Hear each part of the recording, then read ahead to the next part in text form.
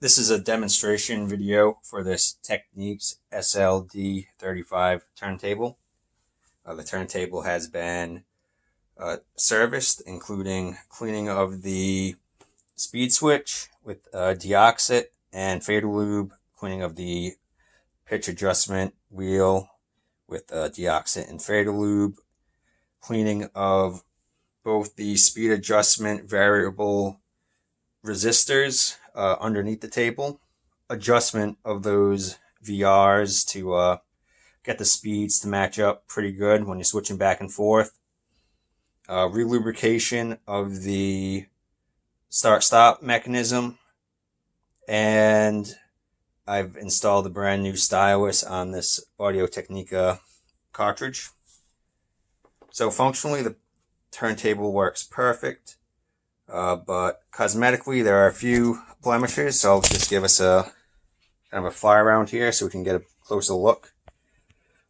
So you can notice there's some marking around this area of the platter.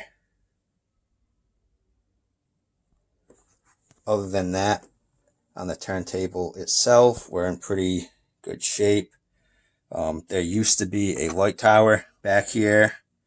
But the light tower was broken, so I just kind of tucked it underneath the table so it wasn't just bopping around loose up here.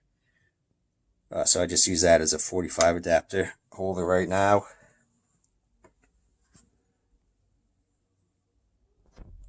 The dust cover has both the tabs are still intact and working well. There are, again, a few minor blemishes on the dust cover. Not sure if you can see kind of the marks. They're very faint kind of scrapes. Some scratching, but overall the dust cover's in good shape considering the age of the turntable. Okay, so this turntable has a pretty neat feature on it, which is auto record size detecting. So it can detect if you have a 12-inch or a 7-inch record on here. It does not have a separate detection kind of opening here for a 10-inch. So if you have a 10-inch, it'll think you have a 7 and swing the auto start over that way. Speaking of that, we do have automatic stop button. It features auto return at the end of the records. You got your pitch adjustment wheel, dual speed, 33 and 45 RPM. And it also has removable RCA cables, which is not something you see every day on these vintage units. So you can supply your own grounding wire and RCA cables if you don't like the ones that are on here right now. So usually they were kind of hard soldered in, but on this one they gave you kind of ports back here so you can use your own. Okay, so what I'll do is I'll play a few records on here just to demonstrate that the turntable is working. I guess I flip my camera. So first I'll just play a 12-inch, 33 RPM record.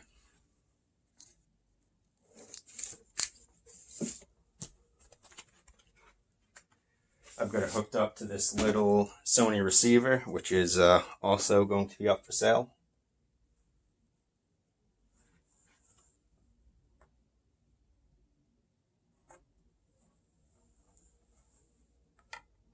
So turn the receiver on, make sure it's on phono, clamps off, you can just hit the start. Start spinning, it'll detect that it's got a 12-inch record on and automatically drop the stylus in the correct position.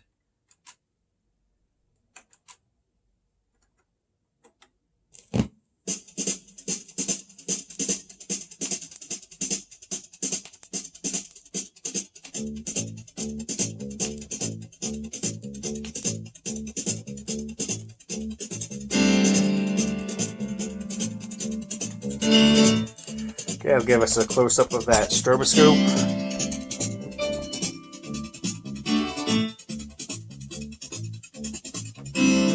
So you can see right now we're holding pretty good speed on the 33 RPM line, which is that bottom set of dots there. Hey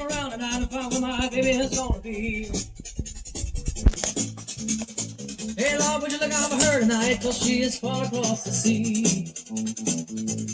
Okay, I'll show that the cue switch is working here. So I'm going to cue it up. And then I can just move it wherever on the record, pick another song, skip around, and then switch it down. Keep it and you better get your ass out the door. Ain't no crime. It's got to get it on to get a load off your mind. It ain't no crime. Well, everybody gets that way sometime. It ain't no crime. Oh, you got to open your eyes in the morning. 9 o'clock coming out in the morning. Okay, I'll show the stop. So you just hit the start-stop button again. It'll pick the tone on up and bring it back to rest. And then the record player turns off. See the light go out. Okay, I'll bring us towards the end of the record to demonstrate the auto return, which is basically just when your needle hits the end of the record, rather than keep playing, it'll automatically pick up and go back to rest and turn off.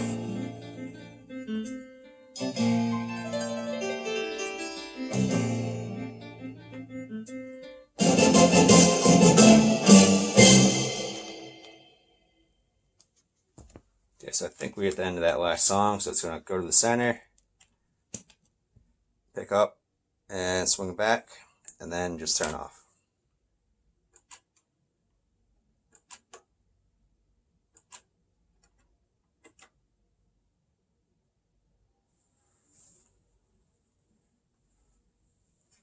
Okay, so I'll throw on a 7-inch 45 RPM record just to demonstrate those features are working on the turntable.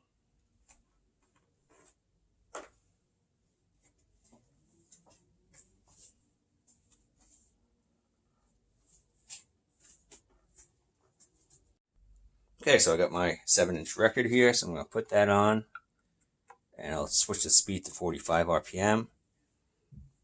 So how the kind of size sensor works is, let me take this off again. You have these two little flippers here that come up, and if they don't make contact with a record, it knows that no record's on here, so you can hit start.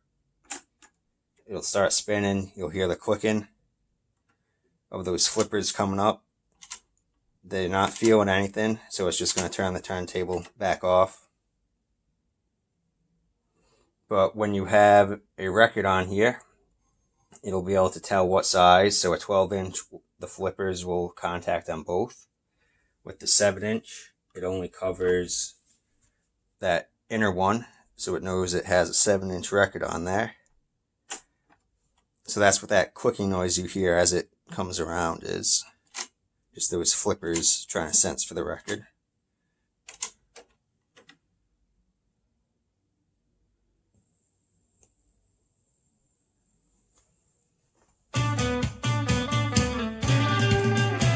Okay, I'll show the stroboscope.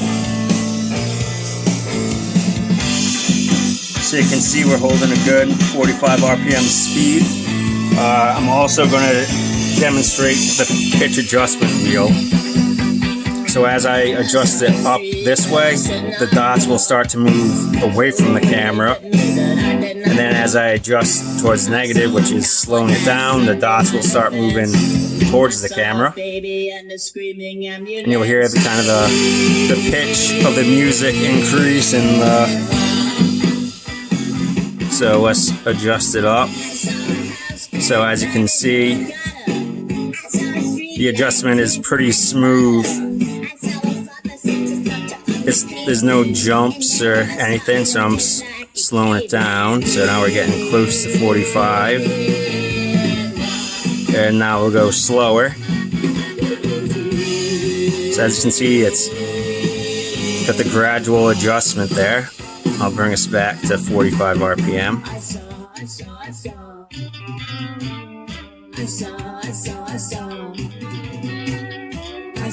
Okay, that looks close enough.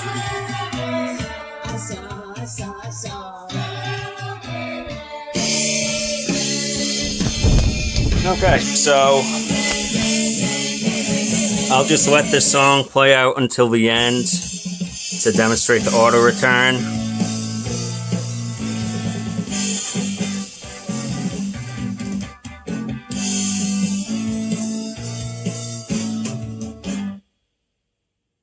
I saw a kite bird stuck inside a tree. I saw it, but it did not see me. I saw a diamond, but I left it where I found it. And I saw her, so I had to walk around it.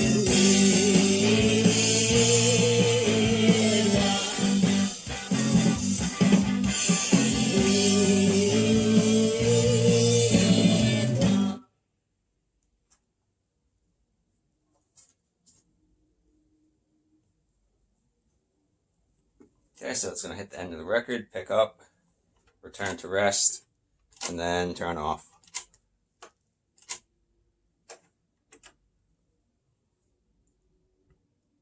Okay, so as you can see, the turntable is functioning perfectly. If you guys have any questions at all, please let me know, and thanks for watching.